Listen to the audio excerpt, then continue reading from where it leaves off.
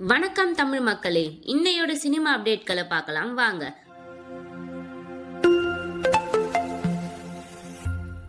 நடிகர் அஜித் நடித்து வரும் விடாமுயற்சி படத்தின் படப்பிடிப்பு கடந்த சில மாதங்களாக நடைபெறாமல் இருக்கும் நிலையில் அவர் திடீரென ஆர்த்திக் ரவிச்சந்திரன் இயக்கத்தில் உருவாகும் குட் பேட் அக்லி என்ற படத்தில் நடிக்க ஒப்பந்தமானார். இந்த படத்தின் படப்பிடிப்பு தற்போது ஹைதராபாத்தில் விறுவிறுப்பாக நடைபெற்று வருகிறது.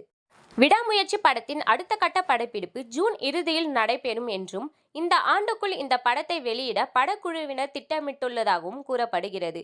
ஏற்கனவே குட் பேட் அக்லி திரைப்படம் அடுத்த ஆண்டு பொங்கல் தினத்தில் வெளியாகும் என்று கூறப்படுவதால் அடுத்தடுத்த சில மாத இடைவெளியில் விடாமுயற்சி மற்றும் குட் பேட் அக்லி படங்கள் வெளியாகும் என்று எதிர்பார்க்கப்படுகிறது.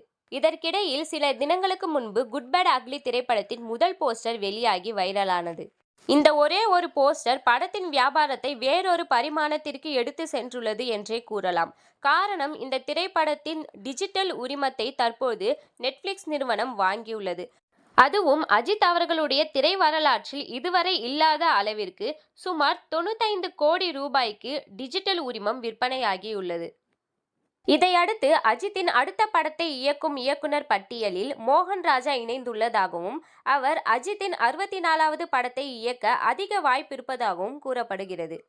இது போன்ற சினிமா அப்டேட்களை ஷார்ட் அண்ட் ஸ்வீட்டா தெரிஞ்சுக்க மறக்காம எங்க சேனலை சப்ஸ்கிரைப் பண்ணுங்க. தேங்க்யூ ஃப்ரெண்ட்ஸ், பாய்.